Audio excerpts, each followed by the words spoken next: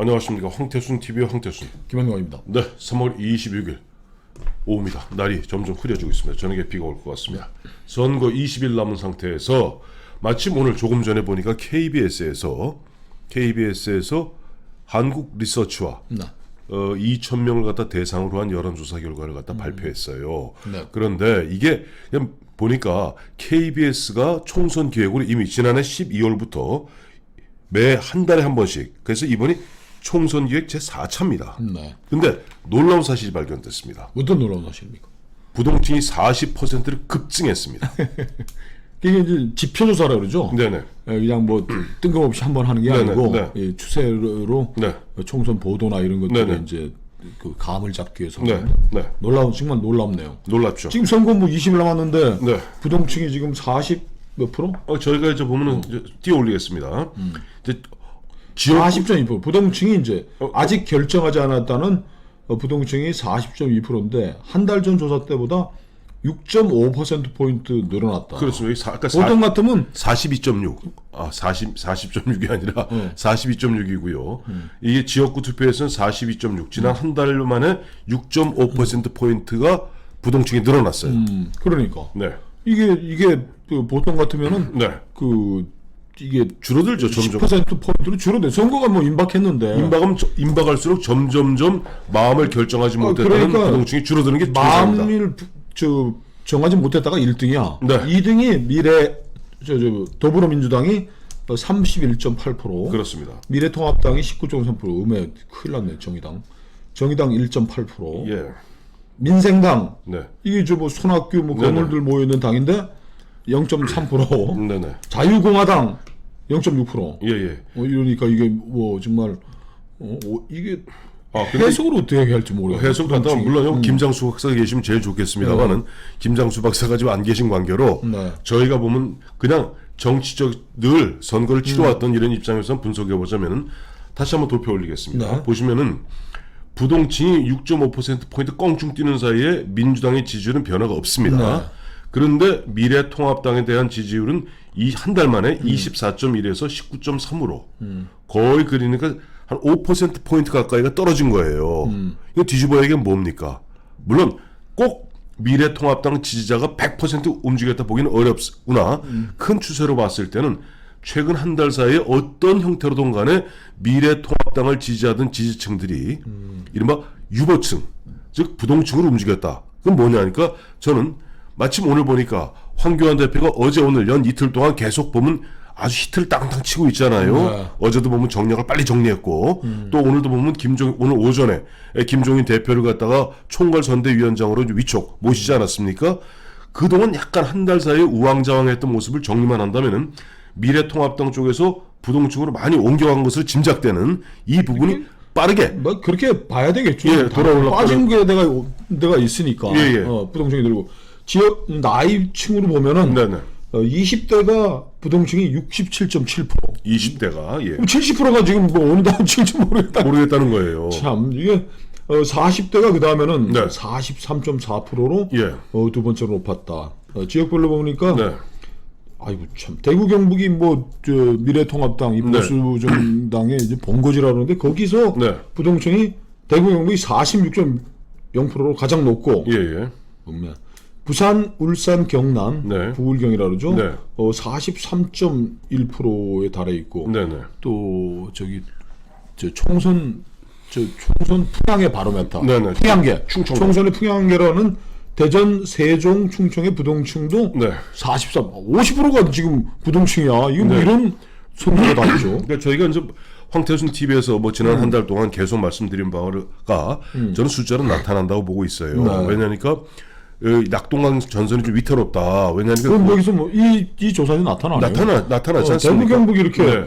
부동층이 뭐 가장 높다라는 게 지역별로 가장 높다라는 게 네. 지금 또 뭉쳐서 예. 저 황교안 정당을 도와줘야 될 지역이 네. 모르겠어 누구지 모르겠어 가지고 50%가 가까우면 이거 뭐 그러니까 셈이 잘 안 되는 거죠. 셈이 잘 안 되는 거죠. 이제 또 그러니까 이런 부분에 있어서 미래통합당은 정말 특단의 부동층을 끌어오기 위한 네네. 특단의 조치들을 빨리 취하지 않으면 네네. 지금 이 부동층이 어떻게 움직일지는 좀 예를 들어 그 이제 부동층이 예를 들어서 문재인 좋다고 문재인 찍지는 않습니다.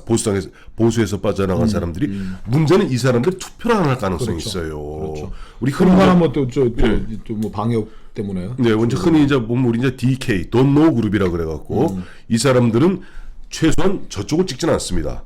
하지만은 포기할 가능성이 있으니까 이런 부분은 저는 황교안 대표가 어제 오늘 보여준 그런 어떤 참 황교안 대표가 그동안 너무 신중했던 모습에서 이번에 굉장히 나름대로 단호한 모습. 네. 그다음에 숙일 때 숙여갖고 김종인 대표를 갖다가 그야말로 삼고초려하는 모습들 이런 부분에서 그동안 잡음이 있었던 일부 무슨 뭐 공천 문제라도 이런 것을 빠르게 정리해 나간다면은 부동층으로 빠져나갔던 표들이 급속하게 돌아올 수 있는 즉 어떻게 보면은 미래통합당과 미래한국당이 승리를 거머쥘 수 있는 열쇠가 전 여기 있다고 봐요. 그렇죠. 이게 부동층이 뭐 40으로 되는 상황에서 네네. 그 절반 가까운 게 뭐 당을 정하지 않았는데 네. 우리 당이 몇 프로, 이래 당이 몇 프로라는 것도 참 무의미한 의미일 수 있겠네요. 예, 다음 투표 비례대표 선거에서는 예예 비례대표 선거에 물었더니 예. 더불어시민당이 21.2, 네네. 통합당 비례정당이 미래한국당이 19.0%, 예. 오차 범위 내에서 이제 예. 뭐 박빙이었다. 네네. 그 다음에 이제 정의당 네. 5.7%, 네. 열린민주당 4.0%, 네네. 국민의당 2.6% 선이다. 그리고 이게 그나마 정의당 여기서 5.7% 하는데 지역에서 뽑을 때는 제로죠. 0. 거의 제로라 봐야 되죠. 거의 제로고. 예예. 그나마 정의당이 뭐 그동안 투자에는 뭐 알려놓은 뭐 꽤 있으니까 그 좀 반영이 된 건데 이건 또 봐야 될 것 같아요. 예, 저 이것도 다시 한번 도표 한번 올려보겠습니다. 비례 투표에서도 네. 부동층이 뭐 40%를 넘어선. 그렇죠. 42.7%? 지금 42.7%가 부동층이고 보면 작년 12월, 올 1월, 올 2월 1차, 2차, 3차에 비해서 38, 39, 30 특히 보면은 지난 2월 달에 많이 줄어들었어요. 35%까지 부동층이 그러다가 갑자기 한 달 사이에 7%포인트가 뻥 뛴 겁니다. 7%포인트가 뻥 뛴 거예요. 이게 여기에서 빠져나간 부분들 이러한 부분들을 갖다 어떻게 긁어오느냐 하는 것이 보면 승리를 갖다 가늠할 수 있는 관건이라고 볼 수 있겠죠. 요 부동층이 40% 넘어가는 선에서 뭐 네. 별 의미 없지만 네. 또 질문했으니까 네네. 국정 운영에 힘을 실어주기 위해 민주당에 투표해야 한다. 네. 49.9. 네네. 하지 말아야 한다. 41.6. 비슷하네요. 네, 그거 비슷한데 그 재밌는 게 하나 있어요. 네. 또 한번 도표 올리겠습니다. 문재인 대통령의 국정 수행 지지율입니다. 지지도입니다. 보면은 긍정이 지난 1월 계속 이건 총선 기획조사니까 50.7에서 조금 떨어졌다가 다시 쭉 타고 올라서 지금 이번에 오늘 발표한 것은 52점 즉 53%에 이르고 있어요. 그러니까 지금 문재인 대통령의 지지 우리 김장수 박사가 늘 얘기하던 과다 대표 문제 있지 않습니까? 그 남아 있는 거죠. 있는 다 겁니다. 있었는데도 네, 트렌드에서 예. 늘어나는 트렌드를 보이고 있다. 네, 트렌드를 보이고 있는데 이런 가운데에도 보면은 부동층이 늘고 있다는 것은 즉 여기에 많이 들어온 사람 중에서 부동층이 는다는 건 문재인 대통령을 지지한다고 악을 쓰는 사람들이 부동층으로 빠지겠습니까? 그거 남아 있는 거죠. 그 극렬 지지층은 남아 있다. 극렬 즉 52.7은 최소한 문재인 대통령을 극력 지지하는 53%는 민주당 강력하게 지지하고 있는데 민주당의 지지율이 그러니까 지금 문재인의 지지율이 반토막이 안 되는 거예요. 참 조사가 재밌다. 그렇죠. 그게 바로 이런 거죠. 네. 지금 민주당이 네. 중도를 다 포기하는 듯한 지금 아예 그냥 우리끼리 모여 살래. 야, 네. 중도 지랄이고 그냥 우리끼리 해가지고 네. 조국 지지하는 조국 네. 살리기 개싸움 운동 본부하고 네. 비례정당하고 네. 정봉주하고 손혜원이가 하는 그 당은 네. 열린민주당은 조국 오로지 조국을 살리기 위한 걸로 한다고 막 가니까 네. 대통령 지지율은 이제 과다 비례되는 측면과 더해서 네. 네. 이게 상승이 되면서 올라가는 것이고 네. 네. 그 대신 민주당은 중도에서 몸을 빼가지고 네. 그냥 하고 하니까 올라가지도 않고 그냥 탁 대통령 지지율의 절반밖에 안 된다. 절반밖에 안 되는 가운데도 재밌네. 그 대신 그동안 한 달 동안 보면 자유우파 쪽에서 조금 뭐랄까 갈짓자 행보를 하는 그런 부분에 대해서 실망했던 부분들이 대거 부동층의 상승을 압박해 갔던 거예요. 그렇죠. 사실은 선거가 한 달 전보다 지금 하면 거의 10%포인트가 오히려 줄어들어야 됩니다. 지금쯤이면 선거 시작 개시하는 4월 2일쯤 되면 한 20% 그렇죠. 그 미만으로 떨어져야지 뭐 이게 정상이라 봐야 되겠죠. 정상이 아니고 승패를 네. 가늠해 볼 수가 있는 것인데 네네. 지금은 그러니까 대통령 국정 수행 평가에 대해서 결집도가 높아지는 거는 네. 이 집권당과 청와대가 네. 극렬 지지층을 중심으로 해가지고 총선을 하겠다고 하는 이 재편과 연결이 돼 있는 그렇게 해석하면 그렇습니다. 맞겠구만. 그러니까 저는 여기서 오늘 굉장히 희망을 발견했습니다. 어떤 희망?